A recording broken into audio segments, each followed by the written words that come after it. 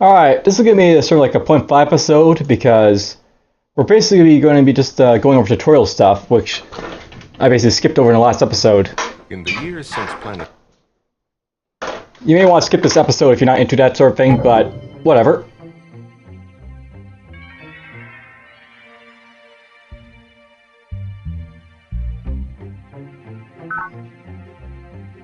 Turn complete. So, we basically skipped a bunch of tutorials last time. And if you want, you can go up to the help screen here, basically have like a tour of like all the stuff we basically like, I'm passing here if like you're playing a game yourself. But let's just go to the terraforming tour, I guess, first, because we basically already did the interface tour. So planet's three primary resources are nutrients, minerals, and energy. And those are basically food, shields, and commerce, basically, for those who are like, looking for city terms. To produce these resources, you will wish to find squares of respectively rainfall, rockiness, and high altitude. And essentially what that's basically telling you, you want to basically look for like, the squares with like lots of green stuff on to like, get food from, or rocks to get like, minerals from, or just high ground for, basically getting energy from. The more green in a square, the higher the rainfall. Rainy squares produce the most nutrients. Nutrients feed your colonies and help your settlement to grow. This square receives moderate rainfall, as indicated by the modest amounts of green, and will support crops. Planting a farm here will improve nutrient production considerably. This dry, arid terrain, no green, will not produce nutrients, without considerable terraforming or forestation. Remember, when you want to grow crops, look for green squares. So basically that's an arid square. I can't really get lots of food from it. It's not really good for that sort of thing. These two squares lie at different altitudes. The higher a square, the more energy it will produce, if you build a solar collector. As a rule of thumb, each 1,000 meters of altitude increases your energy yield by 1. So basically this like, is a little bit higher than this square right here, and now all the way up here is like even higher. So this like, see right here, it's getting lots of like commerce, for example, and it's also got lots of nutrients around. It's also like lots of like mountains and stuff. Pretty good city, this one right here. And that's something really interesting about this game. Basically, like, past civilization titles, you never really build like inland because there's like no real reason to, because it's always better to build in the ocean. In this game, if you build like on altitudes like this, you'll actually get like, more solar collectors, which actually helps you a lot. So basically, there's actually some reason to build inland in this game. Alright, this square is rolling terrain, some rocks, and will produce minerals. So basically, there's like some rocks there, so you can get like, minerals from it. It'd be like one of these terrains right here. This square is flat, no rocks, and will not produce any minerals unless you build a mine or plant a forest. So yeah, basically, like, if there's nothing on the square, you won't get any, like, any nutrients, you won't get any like minerals. It's basically just plain nothing is what it is going to produce for you. In each square, your farmers can build farms, which improve nutrient production, mines, which improve mineral production, and solar collectors, which improve energy production. They can also plant forests for balanced resource production and to build roads for speed movement. So essentially, like, this farm right here, it can build like, farms like, to like improve like, crop yield, mines to improve like, production yield, and then like, solar collectors for money. A quick review of the basic resources. Nutrients are best on wet areas, plant farms. Minerals are best on rocky areas, build mines. Energy is built in high areas, build solar collectors. Forest boosts a fixed amount of all resource types. Finally, in an area very rocky, nutrient production is penalized. So I didn't really say that before, but if you're in like an area of lots of rocks, there's going to be like very low like nutrients basically coming from because there's rocks. But it's good for like mining, obviously. Advanced players may be interested in these later options. Condensers increase rainfall in every surrounding square. Boreholes produce massive quantities of minerals and energy. Aquifers release underground rivers. Mag tubes vastly increase movement rates, so that's basically like, your railroads, this one, mag tubes. Soil mixtures further improve farm output. Level terrain decreases rockiness. And raised low terrain can change continents and affect weather patterns. And I'll note, by the way, in this game you can actually raise and lower terrain, so you can have like, higher like altitudes and lower altitudes.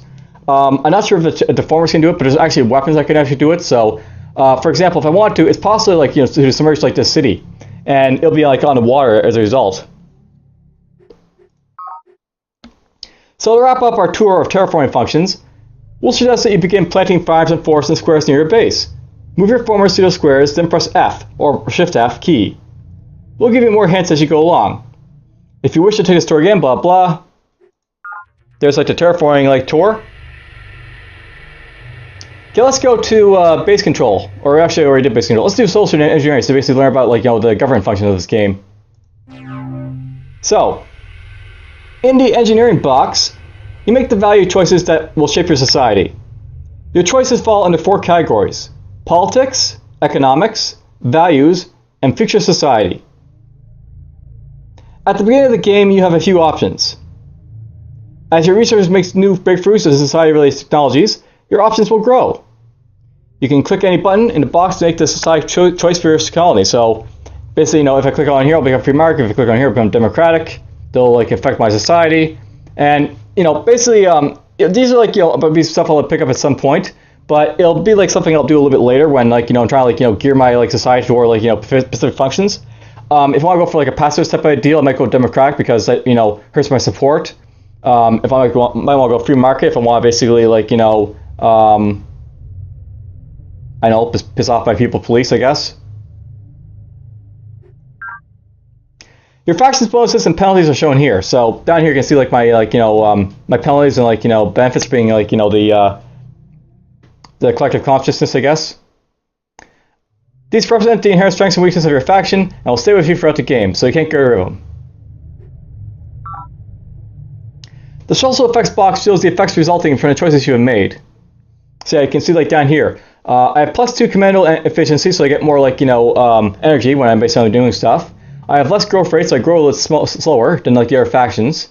And then I have +2 labs research, so I basically get more research faster than the other guys.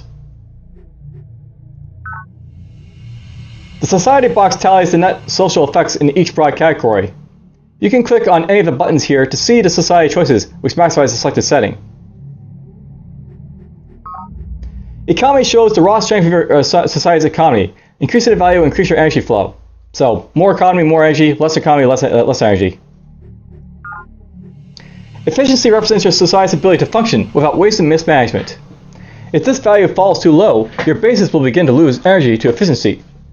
So, this is basically like your corruption type of idea from civilization, and it's also based on how far away your cities are from your capital as well. It's kind of hard to manage efficiency, but if you're pretty good about it, then you usually don't have too much of an issue. Support affects your support costs for military units. The lower your score here, the more of your units will have to spend extra minerals on. So basically, if you're playing like a pacifist faction, you'll have support problems because you can't support as much. For more militaristic problems, you'll have higher support and they can have more units. Morale affects the training and determination of your military. A higher score here translates directly into morale upgrades for your units. So basically, the more morale, the more disciplined your units are, and the more effective in combat they'll be. And of course, less morale means they'll be less effective. They'll be really green. Police shows your society's tolerance for police control and restrictions on personal freedom. A high score allows you to use military units as police to suppress drone riots. A low score will cause increased tension when your military units are away from home. So basically, the police is kind of like your what can I say about it? Basically, in a civilization games, you have communism and you have other government types that basically give you the ability to use your military units as police control, and that's basically what this translates into. But at the same time, if you have too low of police rating, over here, it'll basically mean that if your units are away from your cities, they'll actually be kind of pissed at you, your population. So that's basically how that basically works. You want your units in the city to get a bonus if you have plus police, and you want your units to stay in your city if you have less police. Growth affects your population growth rate. The higher your score, the fewer nutrients your bases will need to grow. So basically, if I have higher score, I need less nutrients. If I have lower, I need more. Plant shows your society's sensitivity to the ecology of the plant. A low score indicates the ecological damage will occur more quickly. So basically, this is sort of hard to translate into, but the plant one is sort of like your pollution type of idea from civilization games. And the more negative rating you have for plant, the more pollution they'll basically cause. Or in this case, you'll basically piss off the plant more, and it'll basically make the Minimors attack you more. That's what they'll basically do. And if you have higher plant, then it happens less that the plant will be pissed at you and such. Probe affects your vulnerability or strength on security issues. A high score will prevent enemy probe attacks. Probes are like your spies in this game. I haven't really gotten into it, but basically, like, you know, probe teams are like used for, like, you know, doing, like, you know, covert operations and such. Industry shows your manufacturing strength. A higher score reduces the number of minerals required to build units and facilities. So high industry means, like, you know, faster production. Lower industry means lower. Research affects your technological progress. A higher score will increase the rate at which you make breakthroughs. And, you know, higher, lower, lower. Alright. The economy bar allows you to determine the percentage of your energy flow, which will be devoted to your economy. So down here, basically, you have like your tax ideas. For those who basically play like Civilization 2, you can basically like adjust, like, you know, the amount of like taxes you send to like your economy, to like, you know, your luxuries and to like your science. This is basically what this stuff is down here. So you have, like, you know, how much money you're basically going to get to, like, you know, to like get energy for producing stuff. How much you're going to basically devote to psychology, I guess, so that you basically have, like, you know, less drone riots. How much you're going to develop to like research. So yeah, basically. This will increase your energy reserves to basically have more money. That will be used for like, you know, producing more talents, which is basically like, you know, your special units, and lowering like drone riots. And then labs, of course, are basically, you know, they basically take away your, like, you know, your stuff to basically get more research.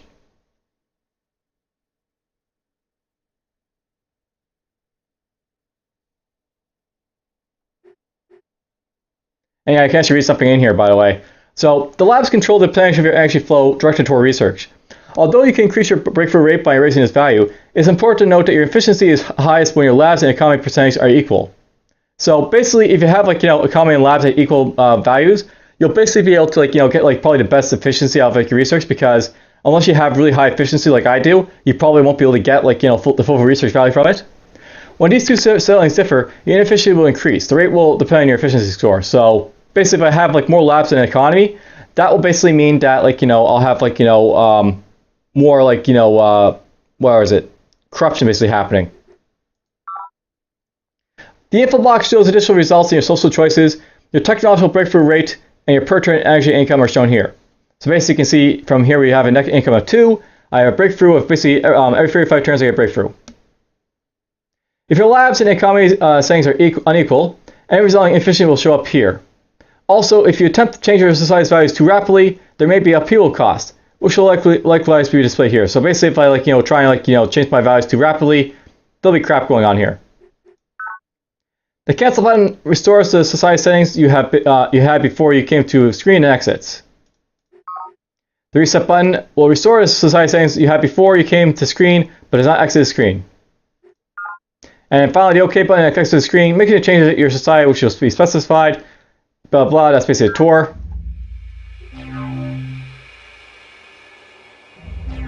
See, this is sort of show us off a little bit. Basically, if I click this, you'll basically see like changes in like over here, and I'll see like an upheaval cost down here. So this basically costs like to doing stuff. And the cost basically depends on like how much like you're basically doing at once. So basically, if I try and go free market here, I'll have a smaller cost. If I try and do both of these at once, there'll be a much higher cost. I can see like the changes to the stuff over here as well. So basically, if I go democratic, I'll get like more efficiency, but I'll get less support. I'll have higher growth. If I have to go free market, I get more economy, but I have to worry about, like, you know, my units basically being like, you know, if I have like units away, it basically says 2 extra drones for each military unit away from territory. So it'll basically cost me like drones if I like send my guys away. And of course, planet wanted ecological disruption. Fungus production basically goes up. That's what that basically does. And yeah, basically the fungus in this game is like, you know, it'll react to, like, you know, what you're doing. So if you're being really crappy, it'll get more fungus like spawning around you. Now if I adjust these settings, you'll basically see stuff basically happening down here. So basically it's like telling me, like, you know, I'll lose a little bit of my labs and economic output if I do this right here. And, like, you know, see, now I have like net income of 1. I have a breakthrough of basically 20 turns per.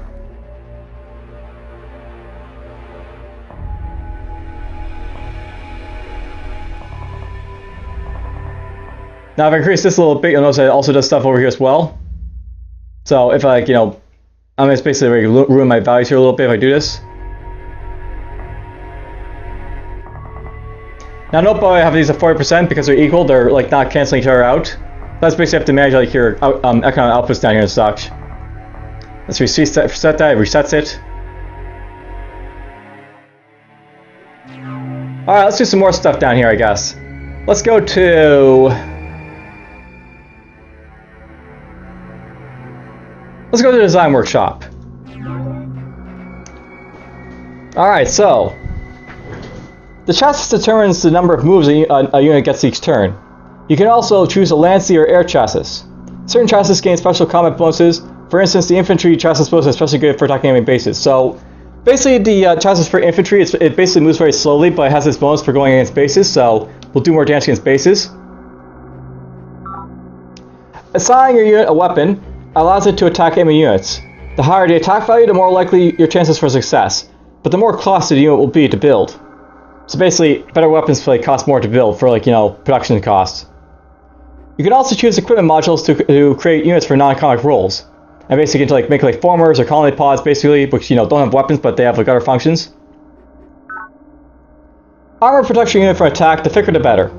And of course this also increases your costs as well, but it'll basically improve your defensive values if you're attacked. A reactor provides power to a unit. You should usually select the biggest reactor allowed by your technology level. Since this does not make your unit hard to kill, it often lowers the cost.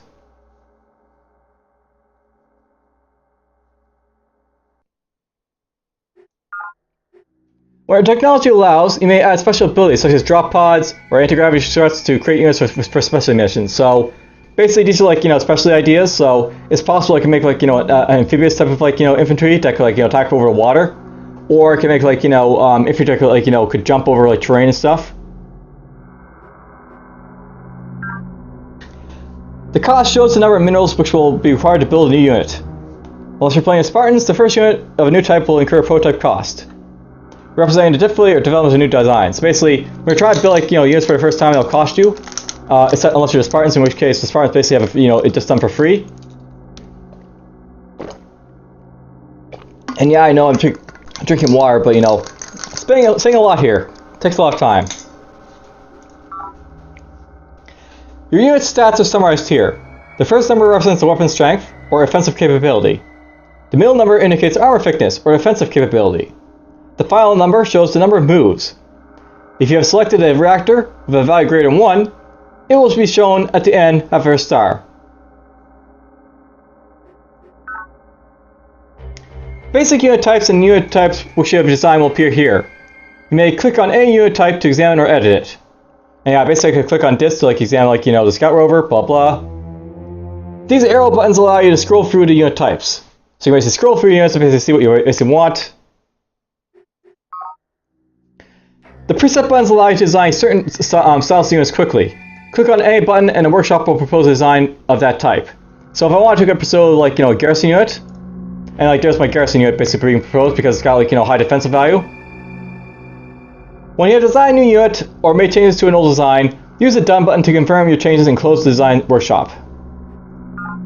The apply button can be used to confirm your changes without closing the design workshop, and you are free to create or examine other types of units. You can also rename your units if you want to, basically, so you can like call this guy defensive guy. You can obsolete units. Basically, if you obsolete a unit, you mark the unit as obsolete, no longer necessary. Obsolete unit types will not show up in the production choices, so they won't clutter up your production menus. But any existing units of the obsolete type will continue to function until you upgrade them, or are destroyed or disbanded. You can also use this button to return a previously obsolete type of service. So something out like this game is that you eventually have, like, you know, units basically get obsolete because they're, like, you know, inefficient in what they basically do. And, like, you know, it's like, you know, we have basically obsolete for like your menu, so you have to, like, you know, see them in design view. So basically when I go to the build menu for cities, I want to go through it and be like, you know, scanning for a ton of all the stuff that like I built before. I guess obsolete like the ones I don't need anymore, and like, you know, upgrade the ones that, you know, basically are old to like the newer models. Yeah, the upgrade button basically upgrades all units of your current selected type to a better type. Design workshop will check to see if you have a better type available, and if so, will offer you an upgrade. You must prototype a new unit type before you can upgrade to it. And of course, retire button. The retire button retires the unit type from service entirely. Any remaining units of that type are disbanded, and design is deleted from your units list. So yeah, if you want to retire units if you want to, but whatever. Finally, the cancel button allows you to leave the design workshop without making any further changes. If you wish to take this tour again, blah blah, you can do so. And we're just gonna go back in here for a moment. Actually, let's go to here first. So you know that basically I've got like all the designs here. One of the things about like obsoleting a unit, like say if I obsolete the scout patrol here, it would basically force like this off of like this menu so I don't have to see it anymore. And I might just do that because I'm not going to build scout patrols, so we have to show that off right now. So we'll go to like my HQ, we'll go to Design Workshop. We're going to say that the scout patrol is obsolete. So we're basically going to say this is obsolete.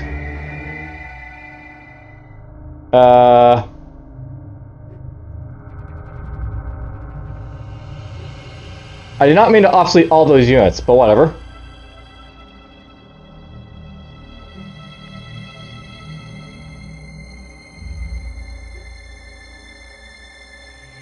There we go. Only the scout is basically obsolete now.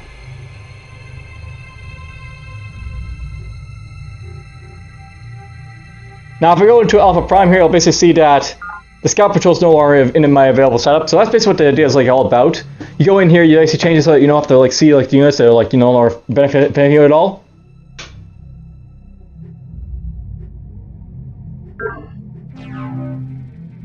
Now if I go to my design workshop, basically if I like click on stuff down here, you can basically do stuff. So let's go to here, and I'm going to take like garrison. Basically get like safe middle garrison, which is basically it's basically got the highest defense value, and that's basically what it's basically all about. If I hit infantry, it'll basically like give me like the best type of infantry I can basically make. So this basically has the highest like offensive and defensive capabilities. If I have artillery, we can't design a scouting unit because we don't have the current technology. So you need to have like special like technology to have like artillery pieces. If you want a tank, here's like my best unit for a tank. Basically, it's like speeder. It's got like the best type of weapon on it, so basically it does a lot of damage. Impact rover. If I want a scout, there's like my scout unit. Basically, it's got the highest like movement speed, but it doesn't really have good weapons or like other stuff for it. If I want a naval ship, there's my naval ship. Basically, it's got the best like offensive value on it. Like it's got like defensive value and then all this other stuff. If I want transport, there's a transport. Basically, it's ferries over units across water. Air assault would be air assault. Air defense would be air defense. Chopper would be a chopper. Missile would be a missile. Nuclear buster would be a nuclear buster. Paradrop unit would basically require, especially stuff over here. Same with amphibious. And that's basically what those things are all about, right? So, okay, I'm building that there.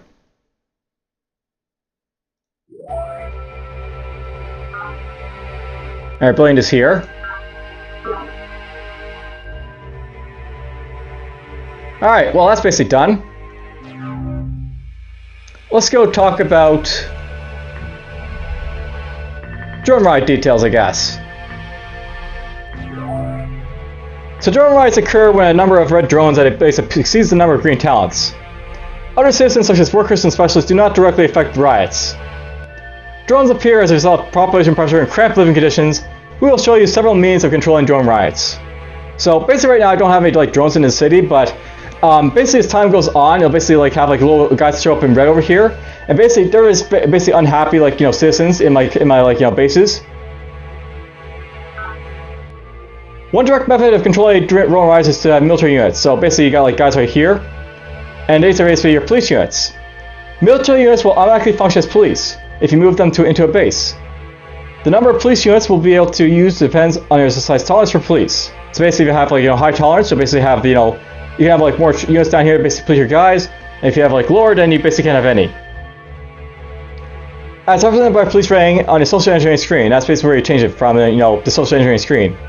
By changing your society to police state, for instance, you will be able to enable more military units to work as police and suppress riots. One particular draconian means of controlling drone riots is nerve staple. Your citizens. Nerve stapling will prevent drone riots for at least 10 turns, but it's considered an atrocity. Now I haven't really talked about it, but atrocities in this game are like using nuclear weapons or like drone stapling your or nerve stapling your drones. And the idea is that basically like there's like certain like human rights in this game that the other factions like all agree are like all bad to do, and if you do them, then they're basically not very happy about it. Now note, by the way, I say like atrocities for like human rights. This does not apply to aliens though. So if I was to example drop like nuclear buster on like an alien's base, the other factions wouldn't care. The aliens themselves wouldn't like it, but the other factions wouldn't care. A more humanitarian way of preventing drone riots is to build facilities, which alleviate cramped, depressing living conditions. For instance, a recreational commons will satisfy the complaints of up to 2 drones, turning them into regular workers. Building facilities is an excellent long-term solution to drone problems, so coliseums, temples, those are like, your buildings basically have insulation too, and you got like, the buildings in Alpha Centauri as well. Trained doctors or layer telepaths in Transcend is another like short-term solution to the problem. And basically what this is basically saying, like, these are like, your like entertainers in like Simulation 2 that basically like, entertain your drones to like, be happy. If you have many large bases producing a great amount of energy, you can also divert some of your energy to Psych, which is basically like, from like the social engineering screen, which will improve your citizens' quality of life. Every 2 units of energy diverted to Psych turns one of your workers into a talent. To divert a percentage of your energy production to Psych, go to the social engineering screen, blah blah, and do it right there. The Psych button switches to the base map to a Psych profile. The information here may help you alleviate poor living conditions and prevent drone riots. So I have a hit here, I basically see like, what you basically need for like information. So that's basically like, some of the tutorials in this game, and like, start going over a little bit about them. Basically, I want to show other stuff here about Alpha Centauri.